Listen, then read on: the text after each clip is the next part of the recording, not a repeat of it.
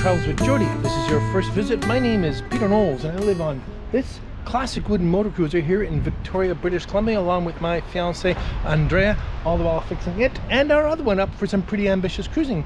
If that's the sort of thing you might find interesting, please consider sticking around and subscribing. We'd love to have you.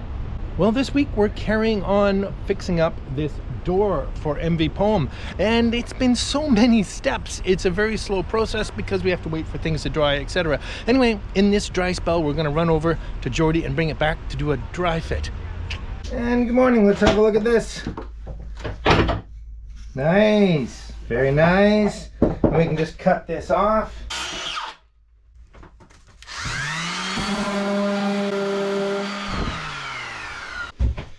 Alright, well, it's time to look at putting this new drip edge extension on the bottom. So I've calculated it needs to be roughly 1 inch thick, but then of course there'll be a bevel on it, and it's going to be wider than the door so that it can cast drips down over the side of the cabin side. So we just need some stock.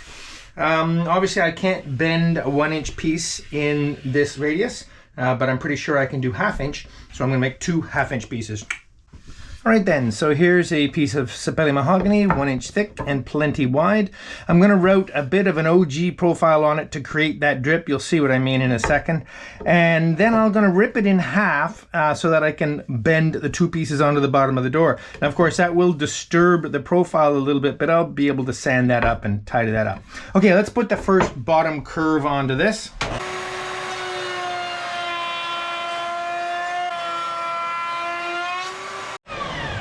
Okay, so you see I've cut a bottom half of a bit of a detail here, and what I'm going to do is just put a little round over in the top so that it sweeps down and out, and you'll see in a second.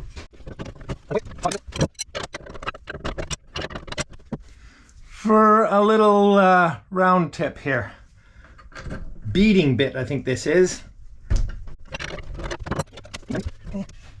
Now, I've done a little test piece on this piece of spruce so that I can make sure I get the alignment for this just perfect. And it'll be somewhere around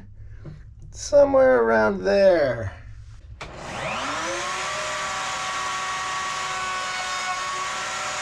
So now we've got a nice graceful curve down from the door and out over for the drip edge. Fingers crossed, fingers crossed.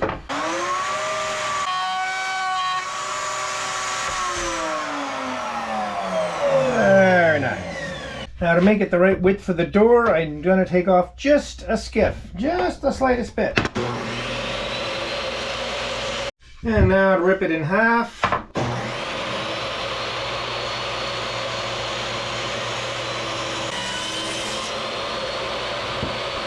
There we go, and even though the curve is now slightly corrupted, it will only take the slightest little bit of sanding to tidy that up again. Okay, I've made a new bottom half because I forgot I have to put a bevel on the bottom to create the drip edge that I keep talking about. And for that, I need a little more material. And of course, by the time I rip that bevel out of the bottom, this 3/4 inch piece will be a lot easier to bend onto the bottom. So, the drip edge is basically just a slope with a bit of a nub here at the front to make sure water can't climb back uphill. So we'll just put about a 5-degree bevel on that. And in terms of height, I want to leave just a little nub at the front, so that'll do just nicely. And we'll bring the fence over. And a little farther. About there for now, and we'll experiment with it. Now this is a slightly sketchy cut, so let's try some eye protection, which of course I should be wearing all the time, but at least when it's really important.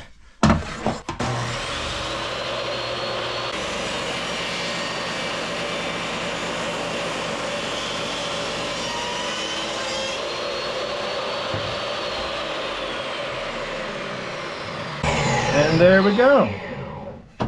If we put the top piece back on, that will come together really quite nicely.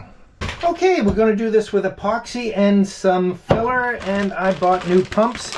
And as it always is, you have to buy 3 pumps at once, and it's only the big ones that ever fail, seems to me.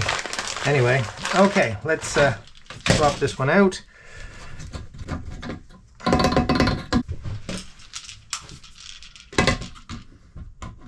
I'm not going to need very much of this. Let's get this pump primed. Okay, I'm going to call that 2 and a bit pumps. 1, 2, and a little bit. Now, with this stuff, breathing protection is definitely a requirement.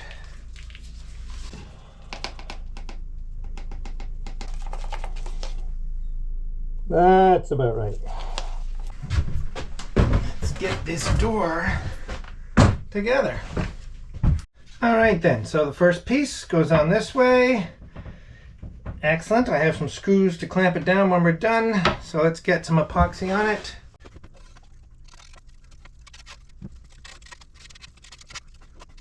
And on the top of the door.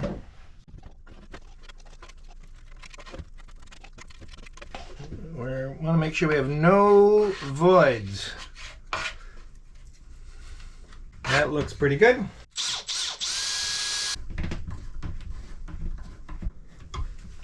There we go. The trick here is to keep one hand clean.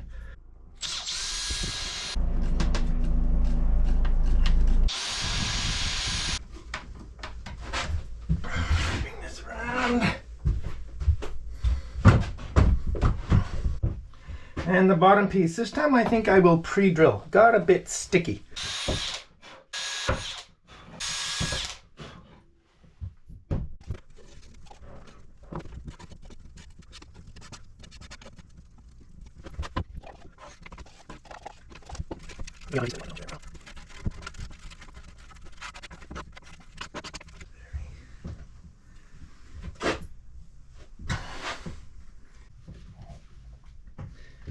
Now, Sapele does need pre-drilling, so I have to be a little more careful.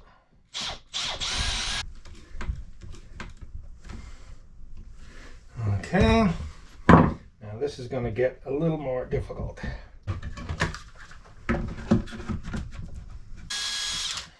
And some nice long ones down here. There we go. Side.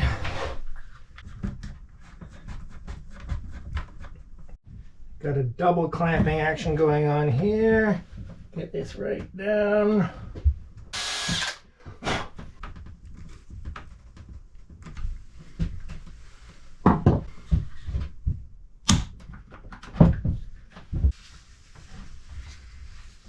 Going to put 2 more screws in here.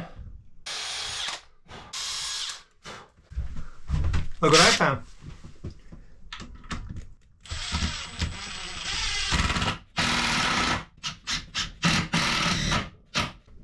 My gosh, that is quite nice. I think I'll just finish them by hand though.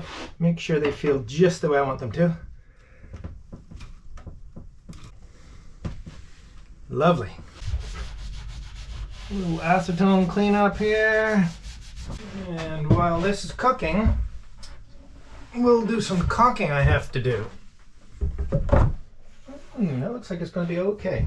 There's actually gaps down around the corners here, so these need to be actually caulked with a tiny little sealant, and as well the windows need to be caulked with a little bit of sealant. So I'm just going to do a little sanding to get ready for that, and we're going to use teak deck system sealant for that. This is just a piece of scrap wood that I sand to a fine point so I can hold a piece of adhesive sandpaper like that.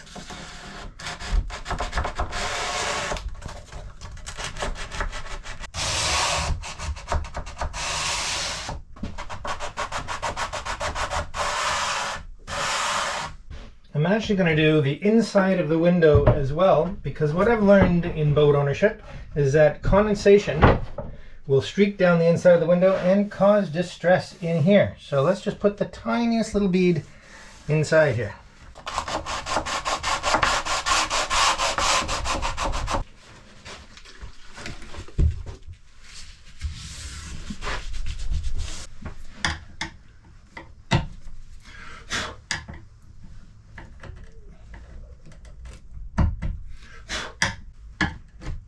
You gotta pay particularly good care in the corners here because decades of gunk tends to build up in the corners and you won't get a good seal in there.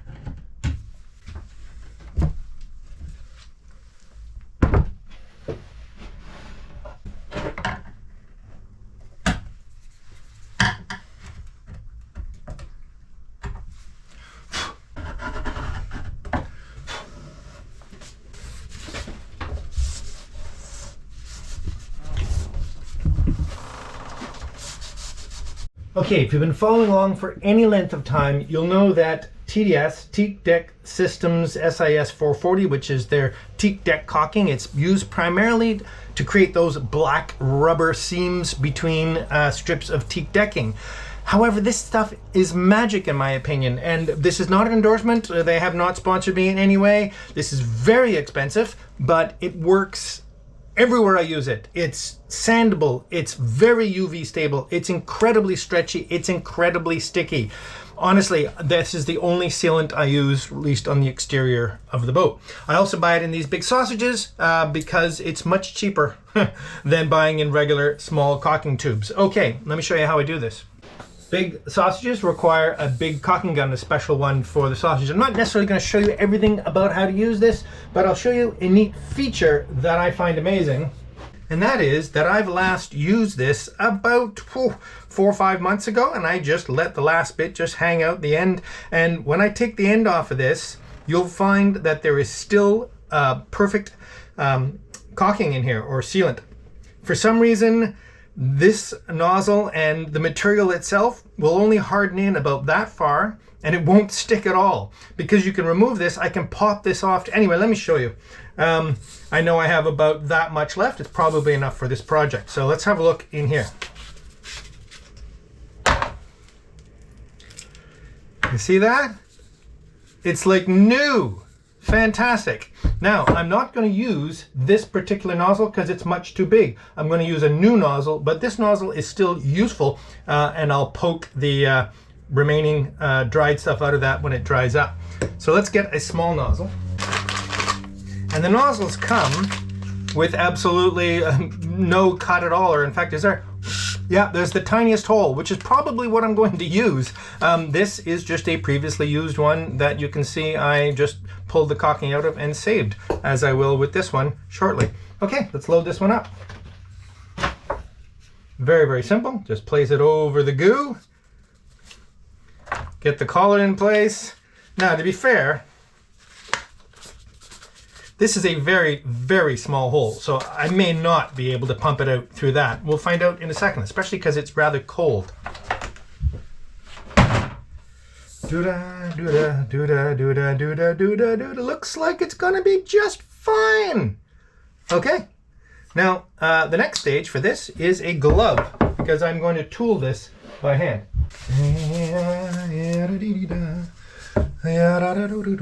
Okay, a little in the corner to get started, and off we go. Nice tiny little bead. Actually that bead is too small. Let's make it a little bit bigger. But only slightly.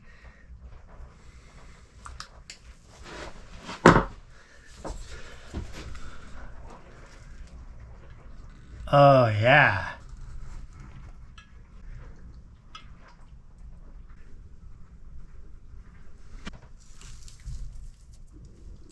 There we go.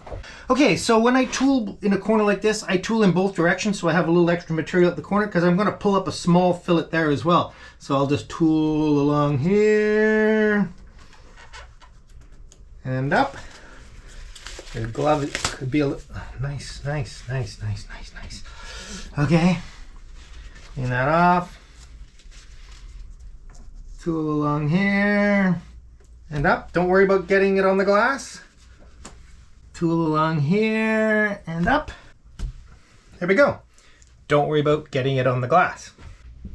Now I'm also going to do this little seam at the bottom here where our new drip edge goes on here.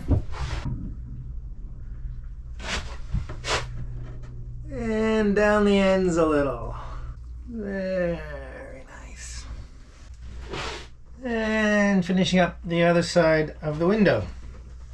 Okay, so the trick to cleaning it up is waiting the exact period of time to start wiping it off again. So the idea being, you've created a little cove of a bead, a little fillet, but you've also have some smear on the sides. Well, that smear on the sides is very, very thin. And well, you could sand it off later, but it's much easier just to wipe it off with acetone. Now, you want to move just at an appropriate pace that you're cleaning it without damaging the bead underneath. And it's really easy to tell as you do this. And just, there you go. Ooh, I'm a little slow. It's starting to set up down in here, but that's okay. The solvent will help me deal with that. Which means I better get going on this side as well. Mineral spirits would also be suitable for this, but the acetone works nice and quick. This technique is only really ideal for tiny, tiny, tiny little beads because anything larger than that you will wash out with the acetone technique. Okay, can't do much for a bit, but I might just gain in for these lovely new hinges I bought. These are brass, very heavy, extruded. They're actually ball bearing hinges, very, very nice hinges. And they're 3x3, so they solve that little offset problem. So how about I gain these in while we're waiting for all this other stuff to cure. Okay, so they're a substantially heavier hinge. This is the sort of thing I do not want to get wrong. The doors are moving up 1/2 inch. As a result, the hinges need to be gained an extra 1/2 inch at the bottom. Almost a century of gunk. I'd like to take a moment to thank Brian Costello, Tillman Hodgson, and Simon Mackey for all coming aboard as new crew members last week. Thanks ever so much.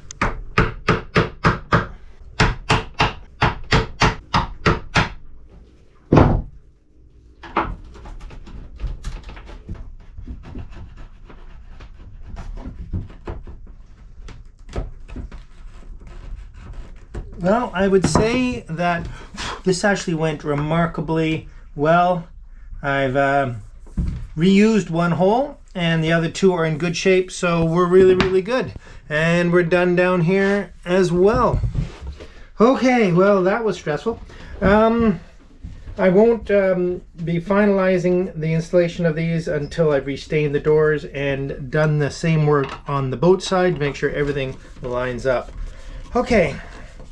While we're making more holes in this door, let's put the new latch set in. Yikes! Now, this is where this is going to get really stressful, because I'm going to put the new latch set in right here at the joint of the rail and stile, and although I feel a little awkward about that, it's definitely going to be stronger than it was here. Okay. The latch set I'm going to use in some ways is similar to the one that was there. It uses a round bore for the striker and a knob and a lever. Some of you may recognize this as the same one I use in the interior of Geordie, and in fact these were gifted by one of you. Thank you very, very much. I think they're actually quite nice bits of hardware. They're screen door hardware. The bulk of the significant parts are brass. The rest is steel, but with a suitable amount of a lubricant in there. We'll keep that from getting too ugly too fast. Okay, so the most difficult and stressful part, let's just take this apart, is the main bore that goes through here. Okay.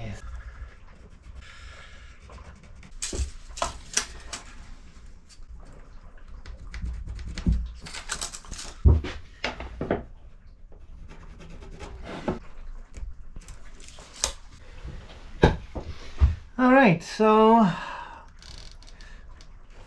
one wants to do this extremely straight and extremely well centered.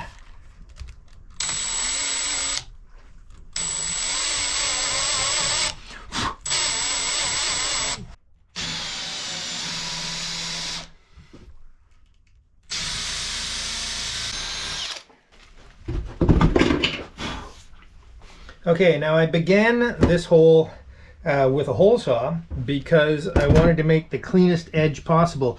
But of course I can't drill out to the bottom with the hole saw, so I'm going to break this section out and carry on with an auger.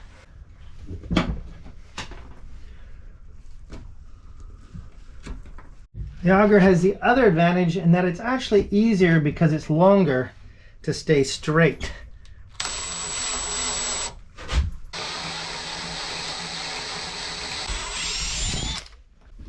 And in terms of depth, we're going to go to about there.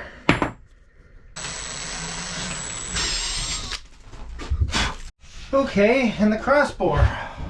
This is stressful. And that, ladies and gentlemen, will have to be this week's Word of the Week, stressful.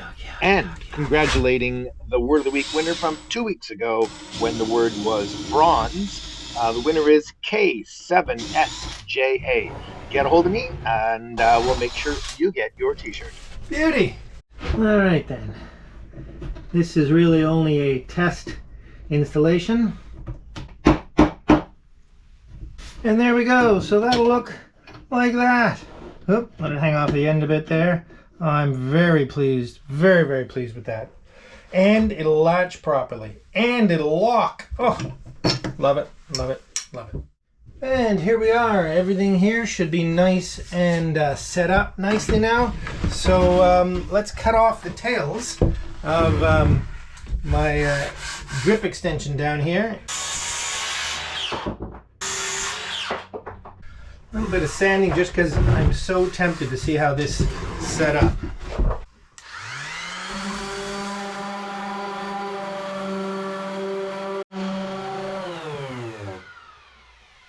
Well, that is just lovely. Pretty much an absolutely perfect joint. Very pleased with that. It's funny. With these old doors, now do I deal with that? A little divot there that I kind of thought I just loved and part of the history of the door. I think that will stay.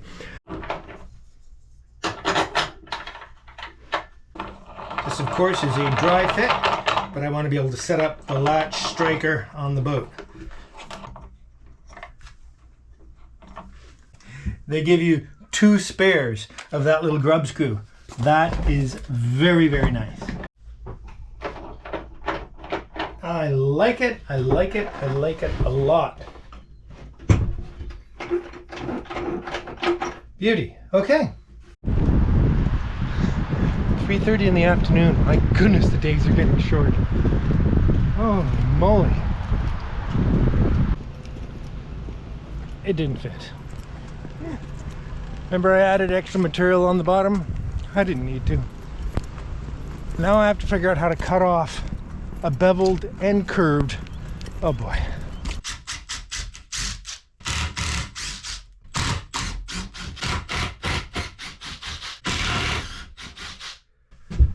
Okay, I have an idea. Take the fence off this side, put it on this side, set my 5 degrees, and I can use the little drip edge as a guide on the fence to very gingerly zing. Holy mackerel. Okay, well, let's get a depth. Just take a tiny cut off and see what happens. This is not at all pleasant. Okay.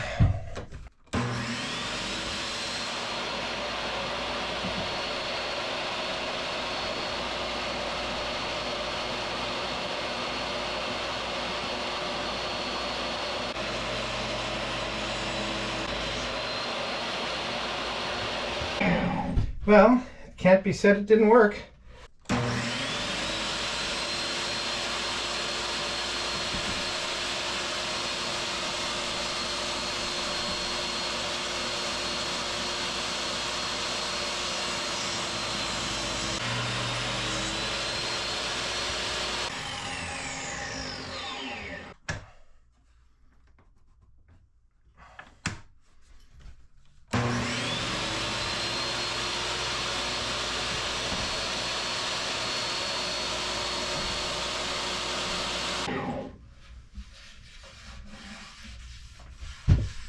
can't believe how well this is working considering how sketchy it is. Holy mackerel. Okay, set the blade nice and low. You can easily do this curve. This is a good cut for safety glasses.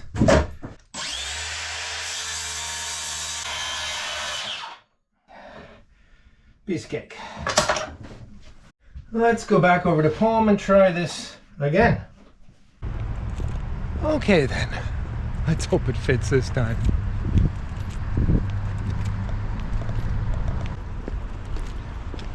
It's nights like tonight, I gotta say, it's an unbelievable privilege to live here.